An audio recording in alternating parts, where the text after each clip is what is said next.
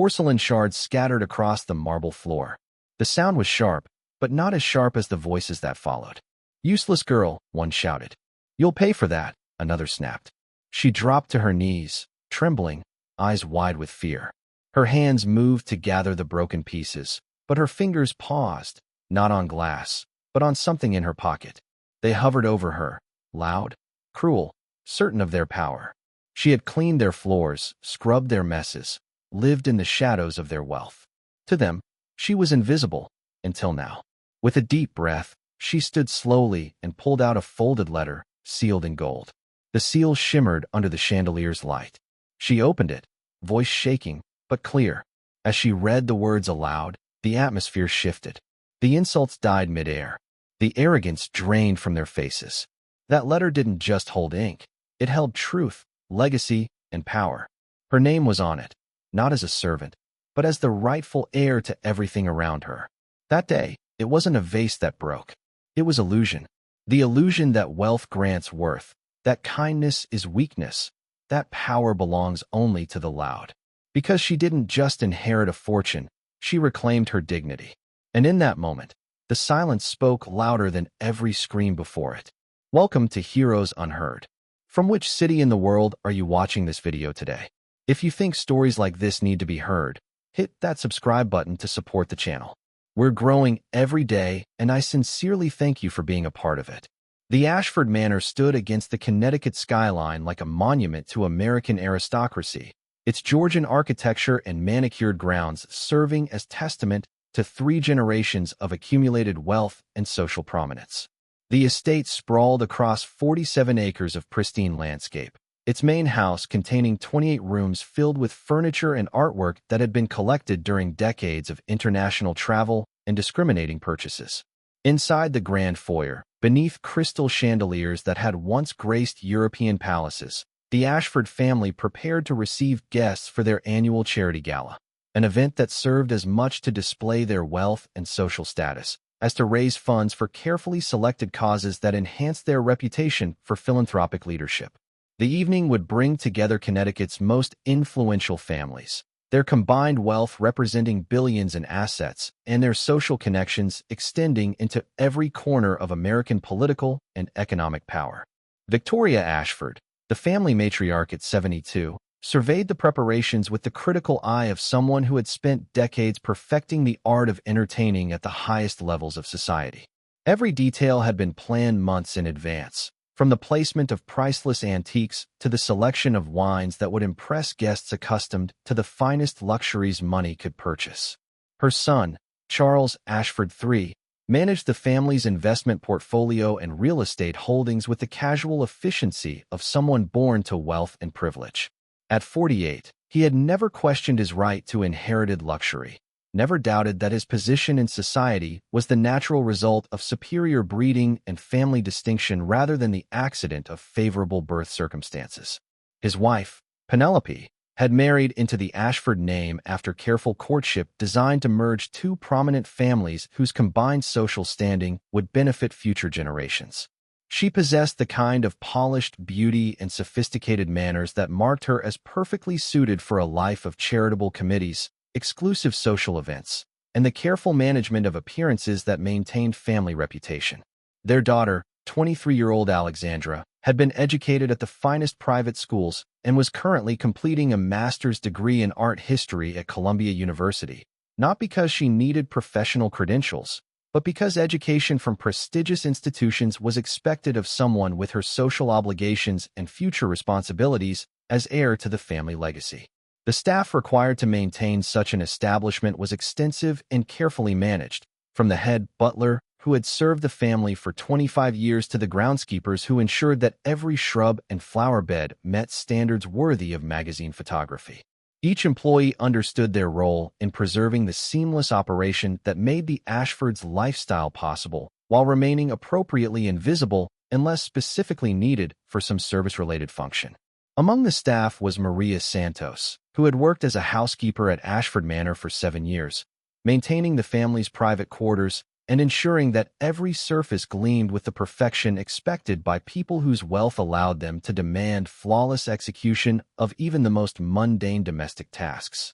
At 38, Maria carried herself with quiet dignity despite circumstances that required her to clean up after people who earned more in a week than she made in a year. Maria had immigrated to the United States 15 years earlier, seeking opportunities that would allow her to support her family while pursuing education that might eventually lead to better circumstances. She worked multiple jobs to pay for night school classes, sending money to relatives in El Salvador while slowly building toward a nursing degree that represented her hope for economic advancement and professional respect. The Ashford family knew virtually nothing about Maria's background, education, or aspirations. To them, she was simply part of the invisible infrastructure that made their comfortable lifestyle possible, someone who arrived early, worked efficiently, and departed without requiring acknowledgement or personal interaction. They had never asked about her family, her goals, or the circumstances that had led her to clean their bathrooms and dust their priceless collections. What none of them knew, what Maria herself had only recently discovered, was that her presence in their home represented far more than convenient domestic service. Hidden in her modest apartment was a letter that would soon transform not just her circumstances, but the Ashford family's understanding of their own history and the true sources of their accumulated wealth. The letter had arrived 3 weeks earlier, delivered by a law firm whose letterhead indicated prestigious Manhattan offices and international legal services. Maria had almost discarded it, assuming it was some kind of marketing material or administrative error, but something about the formal language and official seals had prompted her to read more carefully. What she discovered challenged everything she thought she knew about her own family history and her connection to the country that had become her home. The letter represented the culmination of a legal process that had been ongoing for decades, involving property rights, inheritance laws, and historical injustices that were finally being addressed through international courts and diplomatic negotiations. As Maria prepared for another day of cleaning rooms and serving people who considered her invisible, she carried in her pocket a document that would soon force everyone in the manor to confront uncomfortable truths about the origins of their wealth and the real ownership of the property they considered their inherited birthright. The morning had proceeded with typical efficiency as Maria moved through her cleaning duties, maintaining the spotless condition that the Ashford family demanded from every corner of their expansive home. She worked with the quiet concentration of someone who understood that her continued employment depended on invisible perfection, ensuring that her presence never disrupted the family's comfortable routine or drew unwanted attention to the labor required to maintain their lifestyle. In the main parlor, she carefully dusted the extensive collection of antiques and artwork that represented decades of acquisitions from estate sales, international auctions, and private dealers. Each piece had been selected not just for its beauty, but for its investment value and social significance, creating a display that impressed visitors while demonstrating the family's sophisticated taste and substantial resources. Among the collection was a Ming Dynasty vase that held particular pride of place on an antique mahogany table near the room's central window. The piece had been acquired by Charles Ashford Sr. during a business trip to Asia in the 1960s, and its estimated value of over $200,000 made it one of the family's most prized possessions. Victoria Ashford often told guests the story of its acquisition, emphasizing both its artistic significance and its reflection of the family's international connections and discriminating collecting standards. Maria approached the vase with her usual care, understanding that such pieces required delicate handling and perfect technique to avoid any risk of damage. She had cleaned around the vase hundreds of times over 7 years, developing a routine that ensured thorough maintenance while minimizing any possibility of accident or mishap. But as she reached to lift the vase for more thorough cleaning of the table's surface, her hand trembled slightly, the result of exhaustion from working double shifts to pay for her evening classes and send money to family members who depended on her support. The tremor was barely perceptible, but it was enough to alter her grip on the priceless ceramic. The vase slipped from her fingers and crashed to the hardwood floor, shattering into dozens of pieces that scattered across the room like fragments of a destroyed dream. The sound echoed through the manor like a gunshot, bringing immediate and furious attention from family members who heard the unmistakable crash of something valuable being destroyed. Victoria Ashford arrived first, her face transforming from curiosity to horror as she saw the irreplaceable Ming vase reduced to worthless fragments scattered across her Persian rug. The sight triggered a rage that was magnified by years of treating Maria as invisible and disposable, someone whose clumsiness had now cost the family a treasured possession. "You stupid, clumsy girl!" Victoria screamed, her voice carrying a venom that reflected not just anger about the vase, but deeper prejudices about Maria's worth and place in their world. "Do you have any idea what you've done? That vase was worth more than you'll earn in your entire miserable lifetime." Charles and Penelope rushed into the room, their expressions reflecting shock and anger at the destruction of something that couldn't be replaced or adequately compensated through Maria's modest salary. They saw the scattered pieces as evidence of carelessness and disrespect from someone who had been entrusted with their most valuable possessions. 7 years, Charles shouted, his anger building as he contemplated the magnitude of the loss. 7 years we've employed you, trusted you with our home, our belongings, and this is how you repay that trust? By destroying irreplaceable family treasures. Maria knelt among the scattered pieces, her hands shaking as she tried futilely to gather fragments that could never be reassembled into their original beauty. Tears ran down her cheeks as she absorbed the verbal assault, while struggling to comprehend how a moment's tremor had destroyed something so valuable and triggered such furious condemnation. "Please," she whispered, her voice barely audible above the family's angry voices. "I'm so sorry. It was an accident. I'll pay for it somehow. I'll work extra hours. I'll pay for it." Penelope laughed, but there was no humor in the sound, only cruel satisfaction at Maria's obvious distress and desperation. "You couldn't pay for that vase if you worked for us for 50 years. You've destroyed something irreplaceable, something that represented our family's history and taste." Alexandra had joined the confrontation, her privileged upbringing making her unable to comprehend how someone could be so careless with something so obviously valuable and important. "Mom, we should call the police," she said, her voice reflecting the casual cruelty of someone who had never faced consequences for her own mistakes. "This has to be criminal negligence or something. She's obviously not capable of working around valuable items." The suggestion that Maria might be arrested for an accident added new dimensions of terror to her already overwhelming distress. She was an immigrant whose legal status, while legitimate, could be complicated by any involvement with law enforcement.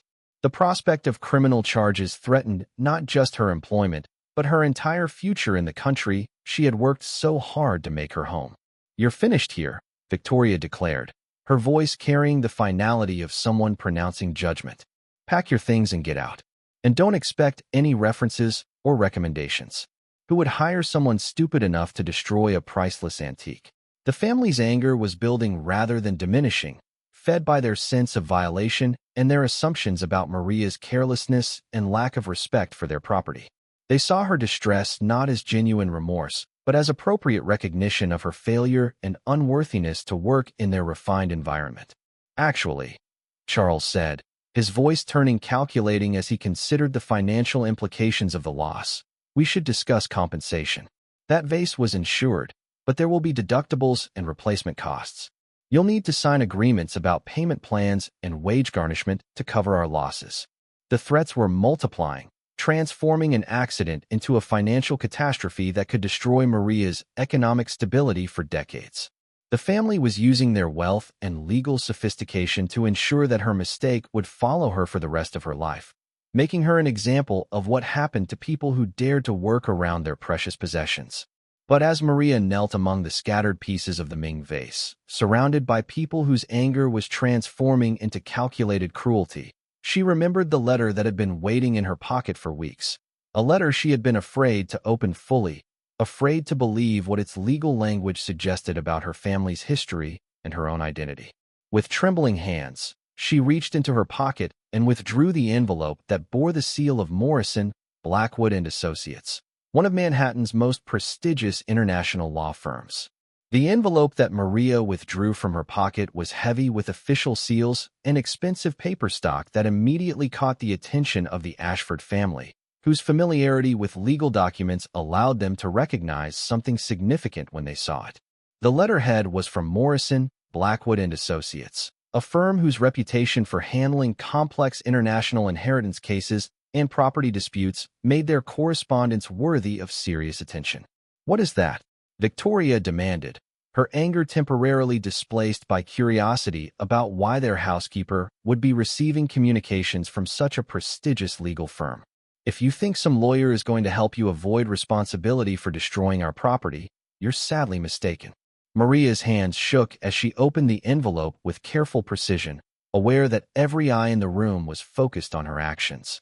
The letter inside was several pages long, written in formal legal language that reflected the complexity and significance of the matters it addressed. "Dear Ms. Santos," she read aloud, her voice growing stronger as she processed the contents that she had only partially understood during previous readings. "We are pleased to inform you that the International Court of Justice has ruled in favor of your family's claim regarding properties confiscated during the political upheaval in El Salvador between 1975 and 1985. The words hung in the air like smoke, their implications not immediately clear to the Ashford family, but carrying weight that suggested this was far more than simple legal correspondence about minor matters. Charles stepped closer, his business experience making him recognize the significance of international court rulings and property claims. "What properties?" he asked, his voice losing some of its earlier anger as curiosity overtook rage. Maria continued reading, her pronunciation careful as she worked through legal terminology that was complex even in her native Spanish, much less in English.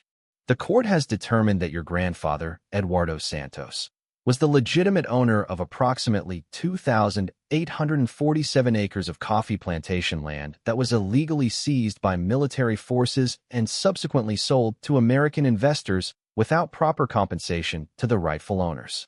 The mention of land sales to American investors created the first flutter of unease in Charles's expression, his knowledge of his own family's business history making him aware that his grandfather had indeed made substantial investments in Central American agricultural properties during the 1980s. Furthermore, Maria continued, her voice gaining confidence as she realized the magnitude of what she was reading. "The court has traced the ownership of these properties through subsequent sales and transfers, determining that current holders of titles derived from the original illegal seizure are liable for restitution to the Santos family heirs." Victoria's face had gone pale as she began to comprehend the possible implications of what they were hearing. The Ashford family's wealth had been built partly on international investments that Charles Sr. had made during several decades of business expansion, but the family had never questioned the legitimacy of those acquisitions or considered that they might have been based on illegal property transfers. "The total value of the properties in question," Maria read, her voice now steady despite the extraordinary nature of what she was discovering along with her audience, including accumulated damages, lost profits, and current market valuations, has been assessed at approximately $47 million US dollars. The number hit the room like a physical blow, its magnitude forcing everyone present to recalculate everything they thought they understood about Maria's circumstances and the relationship between her family and theirs. Charles grabbed the letter from Maria's hands, his face cycling through expressions of disbelief, horror, and growing comprehension as he read the legal documentation that seemed to challenge the very foundations of his family's wealth and property ownership. "This can't be accurate," he said, his voice lacking conviction as his eyes scanned legal language that was clearly authentic and officially sanctioned. "Our family's investments were all properly documented and legally acquired through legitimate channels." But the letter continued with details that were becoming increasingly difficult to dismiss or rationalize away. Maria took the pages back and continued reading, her understanding of the situation growing as she processed information that connected her family's loss to the Ashford family's gain in ways that seemed impossible but were apparently legally verified. "The court has identified specific properties currently held by Ashford Holdings LLC that derive their titles from the original illegal seizure of Santos family lands," she read, her voice now carrying an authority that none of them had ever heard from someone they had considered a mere servant. "These properties include the Connecticut estate known as Ashford Manor, purchased by Charles Ashford Sr. in 1987 using proceeds from Central American agricultural investments." The words struck the family like lightning. their implications so far-reaching and catastrophic that none of them could immediately process the full magnitude of what they were hearing. The manor they considered their ancestral home, the foundation of their social status and family identity, was apparently built on stolen land whose rightful owners had been dispossessed by political violence and military corruption. Additionally, Maria continued, her voice growing stronger as she realized that the people who had just been screaming at her about a broken vase were potentially liable for decades of damages to her own family. The Santos family heirs are entitled to immediate possession of all properties derived from the original illegal seizure, plus accumulated rental values and damages for decades of dispossession. Penelope sank into a chair, her face reflecting the shock of someone whose entire understanding of her family's legitimacy and social position was crumbling around her. The wealth and status she had married into, the foundation of her children's future, was apparently based on theft and injustice that was finally being addressed through international legal processes. Alexandra, whose education at exclusive institutions had been funded by investments that were apparently illegitimate, stared at Maria with new understanding of power dynamics that she had never imagined. The woman she had wanted to have arrested for breaking a vase was apparently the rightful owner of everything her family considered their inherited patrimony. There must be some mistake, Victoria said, her voice weak with disbelief and growing horror. We've owned this property for decades. We have clear title, legal documentation, insurance policies, tax records. Based on fraudulent transfers, Maria said quietly, her dignity intact despite the extraordinary reversal of circumstances that was unfolding around them. Your legal documentation traces back to property that was stolen from my grandfather when he was forced to flee the country to save his life. The room fell silent as the full implications of the situation became clear. The Ashford family had just spent 30 minutes screaming at someone for breaking a vase that belonged to a woman who apparently owned their entire estate, their social position, and the economic foundation of everything they considered their inherited right. The silence that followed Maria's revelation was profound and transformative, heavy with the weight of justice delayed but not denied. The scattered fragments of the Ming vase lay forgotten on the Persian rug as everyone in the room processed the magnitude of what had just been revealed. The power dynamics that had governed Maria's employment, that had justified the family's treatment of her as invisible and disposable, had been completely reversed by legal documentation that challenged the very foundations of the Ashford family's wealth and status. Charles continued reading through the legal papers with growing horror, his business training allowing him to understand the sophisticated legal processes that had led to this moment of reckoning. The International Court of Justice ruling was final and enforceable, backed by treaties that the United States had signed regarding the restitution of properties illegally seized during political conflicts in Central America. The immediate transfer provisions, he read aloud, his voice hollow with disbelief, require current holders of affected properties to relinquish possession within 90 days of notification, with interim management to be overseen by court-appointed administrators pending final resolution of damages and compensation claims. Victoria collapsed into a chair, her face reflecting the shock of someone whose entire identity had been built on foundations that were proving to be illegitimate. The charity galas, the social prominence, the carefully cultivated reputation for philanthropic leadership, all of it was based on wealth that had been stolen from the family of someone she had just been screaming at for breaking a vase. Maria, she said, her voice barely above a whisper, we had no idea. We truly believed that our family's investments were legitimate, that the properties were properly acquired through standard business transactions. Maria looked around at faces that had been transformed from angry to horrified, from condescending to pleading, as the family realized they were now completely dependent on the mercy of someone they had just tried to destroy financially over an accidentally broken piece of pottery. I know you didn't know, Maria said, her natural compassion making her unable to take satisfaction in their distress despite the cruelty they had just shown her. The people who stole my grandfather's land made sure the transactions looked legitimate. They forged documents, bribed officials, created paper trails that would fool anyone who wasn't looking for evidence of fraud. She picked up one of the fragments of the Ming vase, turning it over in her hands as she contemplated the irony of the situation. This vase that I accidentally broke. My grandfather probably could have bought a dozen of them with the profits from a single harvest of the coffee plantation that was stolen from him.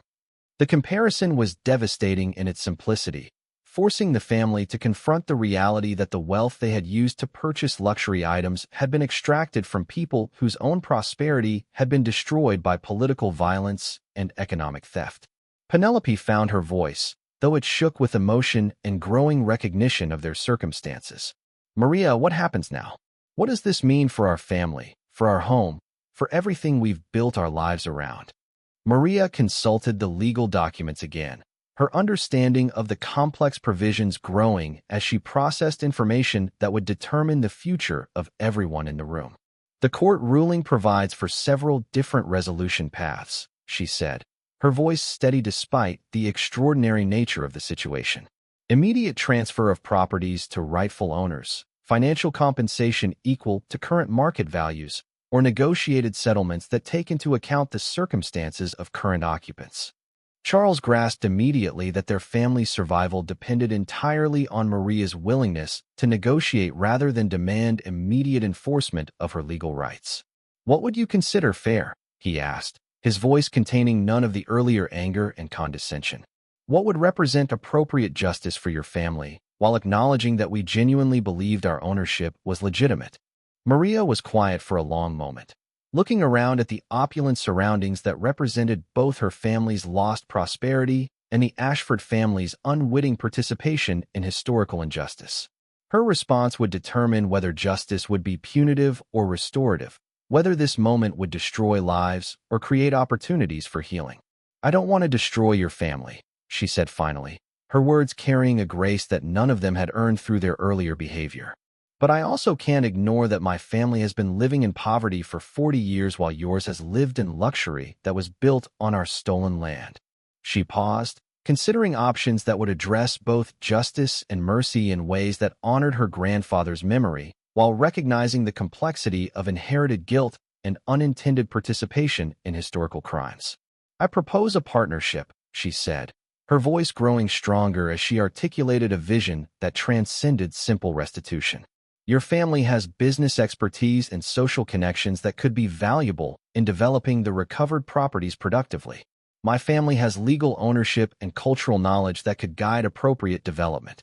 The suggestion was so unexpected, so generous given what they had just put her through, that the Ashford family could only stare at her with amazement and growing gratitude. "We could establish a foundation that uses the recovered properties to provide opportunities for other families whose prosperity was destroyed by political violence," Maria continued. "Your family's management skills combined with restoration of rightful ownership could create something positive from this historical injustice." Charles felt tears in his eyes as he realized that Maria was offering not just personal forgiveness, but a path forward that could transform inherited guilt into productive contribution to healing historical wounds. "You would do that?" he asked, his voice reflecting amazement at grace he knew his family didn't deserve. "After everything we just put you through, after the way we treated you, you would offer partnership instead of demanding immediate restitution?" "Breaking that vase was an accident," Maria replied simply. "But the way you responded to my accident showed me who you really are when you're angry and afraid. This legal ruling gives me the power to respond to your cruelty with equal cruelty. But choosing kindness when you have power is what separates justice from revenge." The next several hours were spent in detailed discussions about implementation timelines, legal procedures, and the establishment of collaborative structures that would honor both justice and mercy. The charity gala was postponed as the family dealt with the immediate implications of their changed circumstances and their need to develop new relationships with someone they had just discovered was their economic superior. In the weeks that followed, the partnership that emerged from that day became a model for restorative justice in cases involving historical property theft and inherited wealth built on illegal foundations. The Santos Ashford Foundation became one of the most successful models for addressing colonial and post-colonial injustices through collaborative rather than punitive approaches. Maria used her legal victory not to destroy those who had unknowingly benefited from her family's suffering, but to create opportunities for other displaced families to recover dignity and prosperity.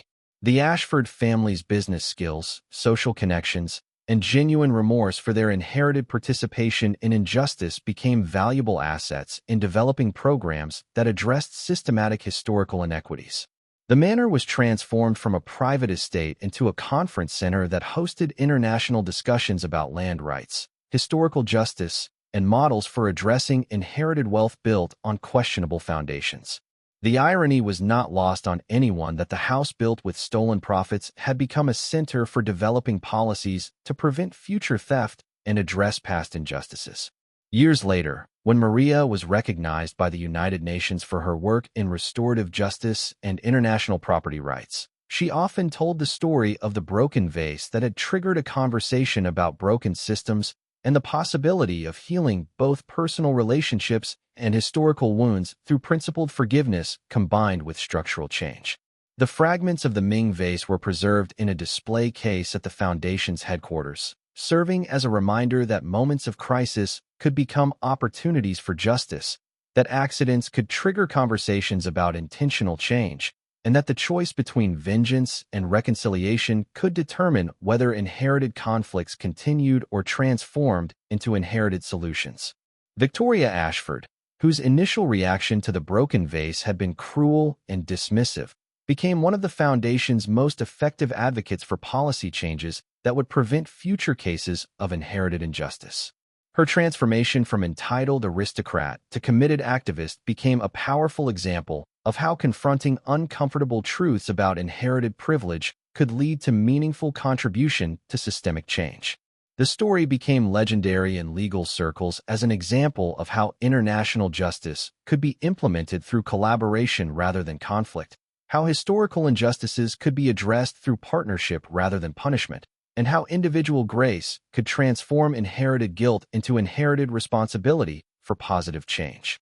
This story was brought to you by Heroes Unheard. Have you ever known someone who never asked for recognition but deserved more than anyone else? Tell us in the comments what they meant to you and how you remember them. And if you think stories like this need to be heard, hit that subscribe button to support the channel. We'll see you in the next one.